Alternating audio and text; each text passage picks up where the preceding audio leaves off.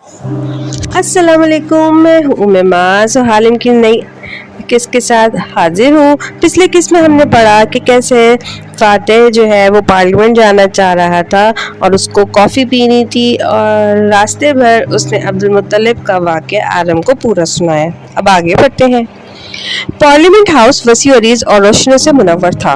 दूर दूर तक मेंबरान के डेस्क और कुर्सियां बिछी थी जिन पे उनकी फाइल्स, माइक वगैरह सजे थे। मरकजी चबूतरे पे ऊंची कुर्सी पे असेंबली का स्पीकर बैठा था और ऐनक नाक पे जमाए नीचे खड़े तकरीर करते मेंबर को देख रहा था। हॉल के ऊपर काफी ऊपर बालकनी बनी थी। वहाँ सिनेमा घरों की तरह कुर्सियां ऊपर तक लगी थी जहाँ लोग बैठ के पार्लियामेंट की कार्रवाई देखते थे। अमूमन लोग कुर्सियों पे बैठे होते थे मगर वो गैलरी में लेनिंग के साथ खड़ी नीचे देख रही थी। सुनहरे बाल फ्रेंच चोटी में गूंथे, वो सियाह स्कर्ट और सफेद ब्लाउज के ऊपर सया मिनी कोट पहने हुए थी और सर पे तिरछा करके सफेद हैट रखा हुआ था। सफेद गुलाबी चेहरे पे हल्की सी मुस्कुराहट रक्सा थी। नीचे मेंबरान मामूल के अंदाज में बैठे थे, कुछ आपस में बात कर रहे थे, कुछ अपने लैपटॉप पे टाइप कर रहे थे और ज्यादातर तकरीर करते फाते को सुन रहे थे। तालियां यहाँ से इसके कुछ देख सकती थी। वो अपनी जगह पे खड़ा स्पीकर की तरफ रुक के बात जारी रखे हुए था। मुझे आज अफसोस से कहना पड़ा है कि मले पार्लियामेंट ने मेरा एजुकेशन बिल नामंजूर कर दिया है। तो आन स्पीकर, जनाब स्पीकर, हम इस बिल के जरिए तालीमी शोबे में वो इस्लाहात मुतारिफ करवाना चाहते थे जो तालिया बोर से होकर इधर उधर देखने लगी। कानून साजी की खुश बातों से दिलचस्पी ना थी।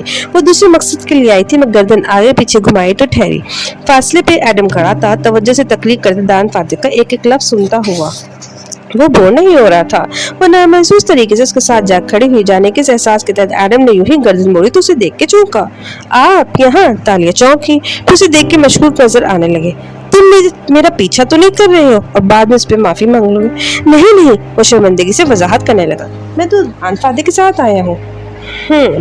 वो करूफा से हंकारा भर के गर्दन वापस मोड़कर संजीदगी से नीचे देखने लगी। अलबत्ता एडम का ध्यान बढ़ चुका था।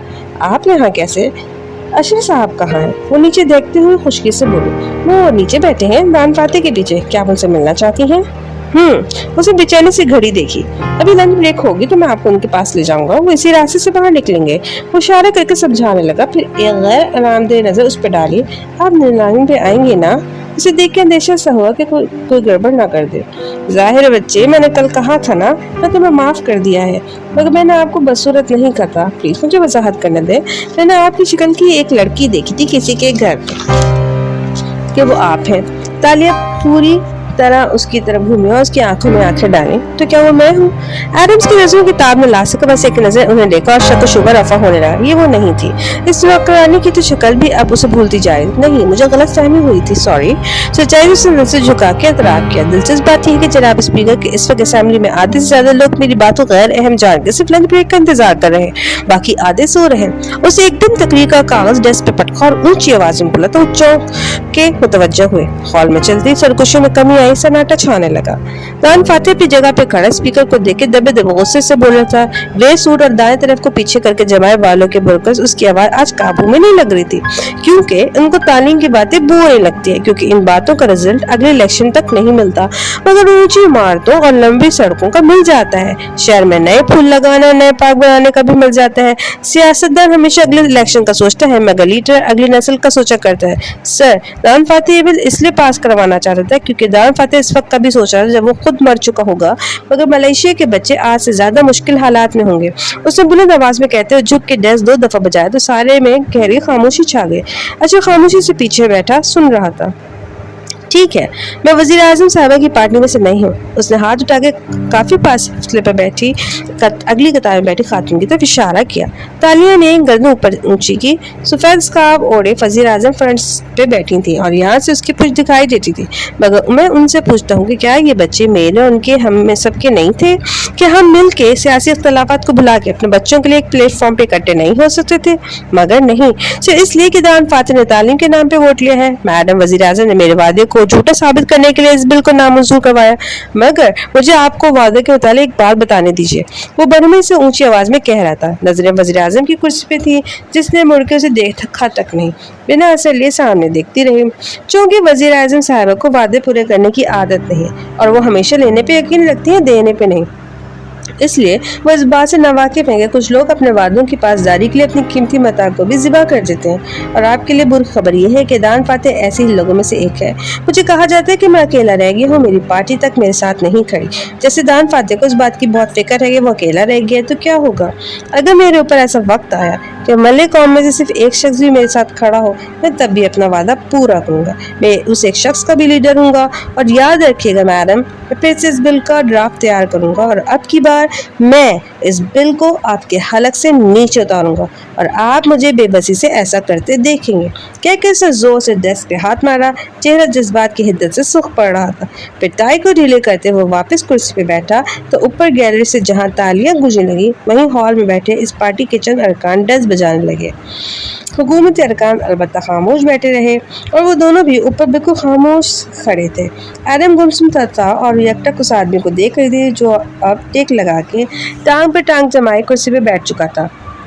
قریب بیٹھے افراد نے آگے پیچھے سے ہاتھ بڑھا کر اس کا کندھا تھپتھپایا تھا۔ کسی نے پانی کی بوتل آگے بڑھائی جو اسے تھام کے لبوں سے لگا لی۔ چند منٹ بعد وہ نیچے راہداری میں ایڈم کے ساتھ کھڑی تھی۔ گارڈز بھی ساتھ ہی کھڑے تھے۔ دفتر لفٹ کے دروازے کھلے اور چند افراد باہر نکلے۔ آگے وہ دونوں تھے، اشر اور تالی کے دل کی دھڑکن میں سے دان فاتح۔ وہ اب قطعاً غصے میں نہیں لگ رہا تھا۔ مسکرا کے اشر کی بات سن رہا تھا جو خوشگوار انداز میں اس کے قریب جھکے کچھ کہہ رہا تھا کہ اس کی نظر تالیہ پہ پڑی۔ آنکھوں میں حیرت اتری۔ اسے ہلکے سے فاتح کی کونی کو چھو کے کچھ کہا تو فاتح نے نظر اٹھا کے اس کی طرف دیکھا۔ پھر وہ دونوں چند قدم آگے آئے۔ تالیہ کو لمحے بھر کے لیے اپنا سارا اعتماد ہوا ہوتا محسوس ہوا۔ بے اختیار نظریں فاتح پہ جمی تھی۔ تالیہ، آپ یہاں؟ اشر نے کہتے ایڈم کو دیکھا تو ذرا سا چونکا کہ وہ بات ختم نہیں ہوئی۔ مجھے شرمندہ مت کریں اشر صاحب۔ پھر فاتح کو دیکھ کر ادب سے سر کو خم دیا۔ دان فاتح اسے جواباً دھیمی مسکراہٹ کے ساتھ سر کو جنبش دیا اور کلائی کی گھڑی دیکھی۔ اسے جانا تھا۔ اس کے عجز بھرے انداز نے تالیہ کو بے چین کے جلدی سے بولی، میں اشر صاحب سے بات کرنے آئی تھی مگر آپ کی تقریر بہت اچھی تھی۔ میں ایک لفظ سے اتفاق کرتی ہوں لیکن وہ ٹھہری تو فاتح جو غالباً آگے بڑھنا چاہتا تھا رک کے اسے دیکھنے کا آبرو اکٹھے ہوئے۔ لیکن میں نہیں مان سکتی کہ کبھی آپ ایسا وقت آ سکتے کہ آپ کے ساتھ ملک قوم میں سے سوائے ایک کے کوئی نہ کھڑا ہو۔ لیکن اگر کبھی ایسا وقت آیا تو میں اپنی پوری سچائی سے کہتی ہوں کہ میں وہ ایک شخص ضرور ہوں گی۔ میں بھی، ایڈم نے زیر لب کہا تھا۔ Thank you تاشا۔ وہ تکلفاً مسکرائے جیسے اسے اس بات سے فرق نہ پڑا۔ وہ ان باتوں کا عادی تھا۔ تالیہ، ان کا نام تالیہ ہے۔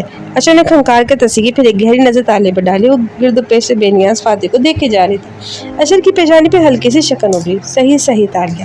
اس سے پیشانی چھوئی۔ میری بیوی شکر ہے یہاں نہیں ہے ورنہ اس کو خفا ہونے کے لیے ایک اور وجہ مل جاتی۔ وہ جھرجھری لے کر ہنسا۔ پھر گھڑی دیکھی اور اشر کی طرف متوجہ ہوا۔ میں کام میں تمہارا انتظار کر رہا ہوں۔ مجھے ایک بات کرنی تھی۔ وہ جلدی سے بولی۔ میں رکا نہیں اور آگے بڑھ گیا۔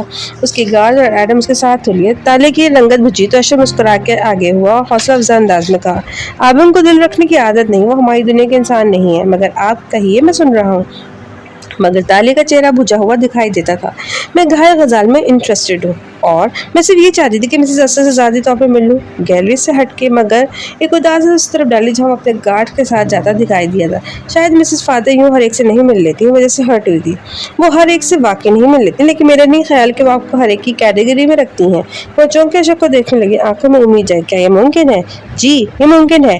آج رات آپ میرے اور اسرا کے ساتھ ان کے گھر ڈنر کیجیے گا، وہیں آپ پینٹنگ کی بات کر لیجیے گا۔ اب یقیناً یہ چاہتی ہیں کہ اس کاکا اس کو نیلامی پہ نہ رکھے۔ اب اٹھا کے سوال کے گویا اس کا چہرہ پڑ رہا ہو۔ دونوں ابھی تک راہداری میں آمنے سامنے کھڑے تھے۔ جی نیلامی پہ مجھے ڈر ہے کہ وہ میرے ہاتھ سے نہ نکل جائے۔ میں زیادہ قیمت دے کر بھی اس کو اپنے لیے پہلے سے بک کرنا چاہتی ہوں۔ مسز اسرا واقعی میری بات رک کے سنیں گی نا؟ وہ آج سے بولی جیسے ابھی بھی خوفزدہ کہ اشر اپنا ذہن بدل نہ لے۔ کاکا آبنگ جیسی نہیں ہے تالیہ، وہ آپ سے مل کر بہت خوش ہوں گی۔ ہاں لیکن میں یہ وعدہ نہیں کر سکتا کہ وہ پینٹنگ نیلامی سے نکالنے پہ راضی ہو جائیں گی۔ اس بات پہ مسکرائی۔ اور اگر میں کوئی ایسی سفارش لاؤں جس کو وہ رد نہ کر سکیں تو؟ اشر ہلکا سا چونک کے اسے دیکھنے لگا پھر مسکرایا۔ آپ سفارش لائیں، ہم دیکھ لیں گے۔ مجھے اجازت؟ وہ تالیہ نے مسکرا کے سر ہلایا اور ایک طرف ہٹ گئی۔ وہ آگے بڑھا تو اس کے منتظر گاڑیوں ساتھ چلتے گئے۔ تو اس نے تمہیں گھر بلا لیا ڈنر پہ؟ کار میں بیٹھتی داتا نے چھوٹتے ہی پوچھا۔ تالیہ اطمینان سے بیٹھی اور دروازہ بند کر کے سیٹ بیلٹ پہننے لگی۔ کیسے نہ بلاتا، مجھے پتا تھا دان فاتح نے مجھے گھاس نہیں ڈالنی اور اشر ٹھہرا خوش اخلاق مجھے ہرٹ دیکھ کے وہ دعویٰ کرتے ہوئے ڈنر پہ بلا لے گا۔ سب پلان کے مطابق ہو رہا ہے۔ ہیڈ بتا کے اس نے پچھلی سیٹ پہ ڈالا۔ कल दावत ना भी अशर ने भेजा था, अभी दावत भी अशर लेने कर डाली। ये तुम में इतनी दिलचस्पी क्यों ले रहा है? दादन कार स्टार्ट करते थोड़ी सी खटकी थी, क्योंकि मैं उसकी बहन के कारोबार के लिए मुनाफे बख्श साबित हो सकती हूँ। अच्छे जैसे सियासतदानों को ग्लैमरस बीवी की तलाश होती है जिसकी वजह से वो मजीद पॉपुलर हो जाए। उसे लड़कियों की क्या कमी है दातन? उसे अपनी बहन के लिए कर रहा है। वो शान उचका के बेनियाजी से बोली तो दातन खामोश हो गई। पाते मुझे ताशा कहता है। ये ताशा कौन है? वो खिड़की से बाहर देखते सोच में डूबी बोली। तुम्हारे पास एक शिनाख्ती कार्ड साशा के नाम का है ना? ओहो, कितनी दफ़ा बताओ मोटी मुर्गी, उसने साशा नहीं कहा, ताशा कहा। मैंने उस दिन एक विजन देखा था कि आदम और मैं किसी ताशा के ख़जाने को तलाश करें। कोई ख़जाना है दाता और कोई ताशा की नज़र जिससे मुझे वो ख़जाना ढूंढना है। तो फिर इंतज़ार करो, तुम्हारे ख्वाब तुम्हें रास्ता दिखा ही देंगे। फ़िलहाल डिनर का सोचो। राइट। वो सर झटक के सीधी हुई गहरी सांस अंदर उतारी। हमारे पास आज रात तक का वक्त है। डिनर पर मुझे असरा के सामने नकली पेंटिंग की असलियत खोलनी है और शख्स का पर्दा भी चाक करना है जो असरा को धोखा दे रहा है। वो कौन है उसको हमने शाम से पहले ढूंढना है। यहाँ से राइट ले लो, हमें अभी गैलरी की तरफ जाना है, वक्त नहीं है। वो संजीदगी से बोली और साथ में छोटा आईना निकाल के चेहरे के सामने किए लिपस्टिक कैरियर करने लगी। वापस पार्लियामेंट हाउस के बाहर आओ तो पार्किंग में कार खड़ी थी और दरवाज़ा खुला था। अंदर बैठा फातिह मोबाइल पे मेल चेक कर रहा था और गालिबन अशर का इंतज़ार भी। अशर पार्किंग के सरे पे खड़ा रिमला की बात तवज्जो से सुन रहा था। तमाम मालूमात इकट्ठी की हैं, वो वाकई इतनी अमीर है जितनी नज़र आती है, वो दबे दबे जोश से बता रहा था। चंद मारूफ कंपनीज में उसके शेयर्स हैं। बाप अरसा हुआ मरकब गया था, तब से सारी दौलत की बिला शराकत गैर मालिक रही है। कई साल अमेरिका में रही, वहीं पली बड़ी। 3 साल हुए केल आई है, पार्टीज़ और आर्ट के खिलाफ बस यही काम करती है। रिकॉर्ड बिल्कुल साफ़ है, एक चालान तक नहीं हुआ आज तक। फिर वो ठहरा। अच्छा, जो मुस्कुरा कर सुन रहा था उसके वक्त पे कदरे बदमज़ हुआ। तुम्हारी टोन से लगता है तुम मगर कहने वाले हो। नहीं सॉरी सर, मगर मैं ये सोच रहा था कि जिसका भी बैकग्राउंड डाटा इकट्ठा करूं उसके दाम का कोई ना कोई धब्बा ज़रूर मिल जाता है। एक पार्किंग टिकट ही सही, ड्रिंक ड्राइविंग का एक एक्सीडेंट ही सही, मगर ये लड़की बिल्कुल साफ है, कुछ ज़्यादा ही साफ है। बहुत से लोग साफ होते हैं रिमले, बेकार की बातें ना सोचा करो। वो ताके बोला और काके तरफ बढ़ गया। अंदर बैठते ही वो कदर दृष्टि से फातिह से मुखातिब होता। वो काके ने बहुत मुनाफा बख्श दोनों साबित हो सकते हैं। भाई आपको उसको थोड़ा सा वक्त देना चाहिए था। वो जो ऐनक नाक पे जमाए मोबाइल देखा था उसी तरफ सर झुकाए बोला, काका का बहाना ना करो ऐश, तुम्हें वो लड़की पसंद आ गई है, इसलिए इस पे जितना चाहे वक्त ज़ाया करो, मैं तुम्हें कुछ नहीं कहूँगा। अशर ने फौरन सामने बैठे ड्राइवर और एडम को देखा और फिर बरहम से खामोश से खिड़की से बाहर देखने लगा।